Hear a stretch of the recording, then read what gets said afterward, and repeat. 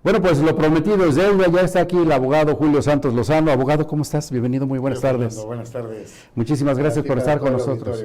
Decíamos al inicio del programa que trae la espada desenvainada. Acaba de publicar un artículo de opinión en el sitio de Casa en parabólica.mx relacionado con esta intención del gobierno de la ciudad de Puebla de instalar parquímetros con la idea inicial, original, de arrebatar el control de la vía pública a los franeleros, los bienes. Pero tú tienes una opinión particular, Julio. Bueno, yo considero que no es estrictamente la medida, ¿no? El arrebatar los franeleros, no los va a quitar de ahí, aunque pagues tú tu parquímetro, y ellos van a seguir ahí en la vía pública, y entonces vas a tener un doble cobro, ¿no? Un doble gasto, ¿no? Porque vas a pagar tu parquímetro y le vas a tener que dar su propina, ¿no? Al viene, ¿no? ¿Tú consideras que es ingenuo pretender retirar de la vía pública a estas personas? No, completamente, ¿no? Y aparte el reordenamiento público que propone, pues yo creo que no es el camino ese de quitar a los bienes, ¿no? Es más bien una medida recaudatoria. Y hasta el propio gobernador del estado ya se pronunció al respecto de que se trata de una medida recaudatoria. Yo considero que no es oportuna esta medida. ¿Por qué? Porque la sociedad viene muy lastimada, ¿no? Viene de una pospandemia, todavía seguimos en la pandemia, de una economía bastante lesionada por esta pandemia, y encima queremos todavía obtener contribuciones extraordinarias, ¿no? Este tipo de pago, ¿no? Que si bien es cierto, no se ha transparentado tampoco por parte del municipio de cómo va a ser el porcentaje que se va a manejar. ¿Por qué? Porque se está viendo una concesión a una empresa que por ahí dicen, yo no sé si es cierto, que es Parquimóvil, que ya tiene varios municipios, no solamente del estado, sino también de la República, y que pues ya está planchada esa situación. No sabemos esta concesión cuánto va a generar directamente para el erario municipal. Esta es una segunda pifia por parte del alcalde Eduardo Rivera Pérez, porque recordemos que en 2013 él estuvo en toda esta situación cuando se dio la concesión para Agua de Puebla, ¿no? Concesiones integrales, ¿no? Mejor conocida como Agua de Puebla, en una situación completamente irregular, y puedo hablar de ello porque tengo la concesión, la he tenido en mis manos, la he estudiado, en una situación completamente irregular, pero dejemos ese tema. Esta sería la segunda concesión que viene a lesionar directamente a la economía de los poblanos. No tiene otro trasfondo, yo no le veo otro trasfondo. Si hablamos de reordenamiento de la zona del centro histórico, bueno, pues tenemos que hablar, punto número 1, del comercio informal, ¿no? El comercio informal, que también pide a gritos espacios públicos en donde puedan llevar a cabo su actividad comercial, que a final de cuentas es un derecho humano, ¿no? Acceso al trabajo, ¿no? Acceso a este oficio o comercio al que se dedican. Entonces el gobierno municipal también tiene que abrir esos espacios públicos para darles cabida a estos vendedores ambulantes. La otra, que es muy importante, que yo considero muy importante, el reordenamiento del transporte público.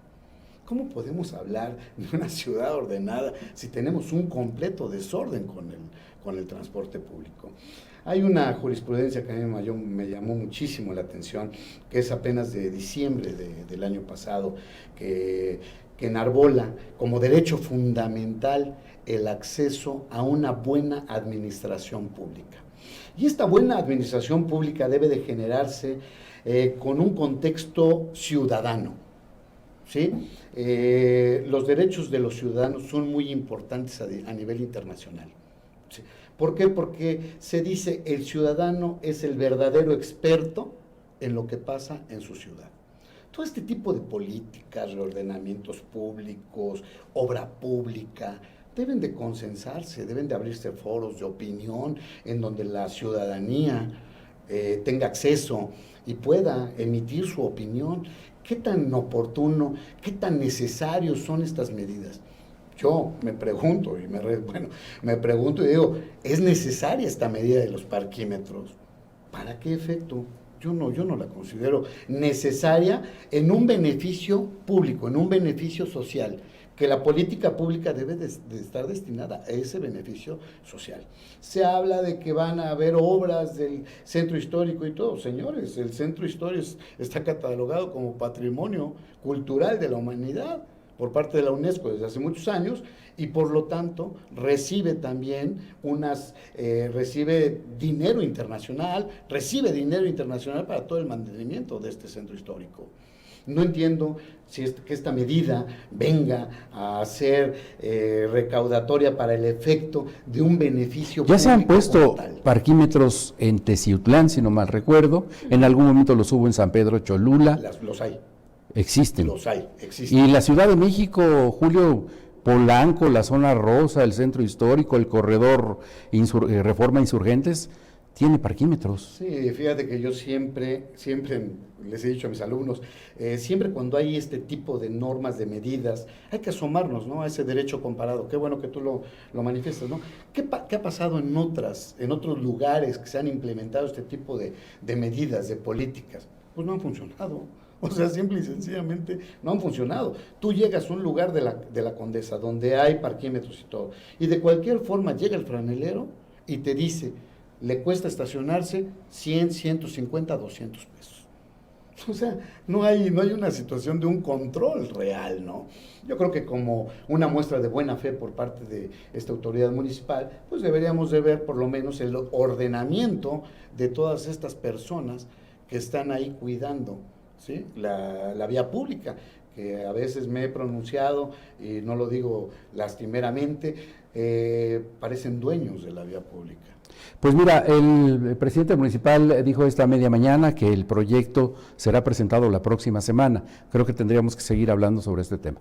Sí, yo considero que debería de atender, digamos, a esta demanda ciudadana y que diera acceso a estos foros de consulta ciudadana para saber si la gente está de acuerdo con esta situación.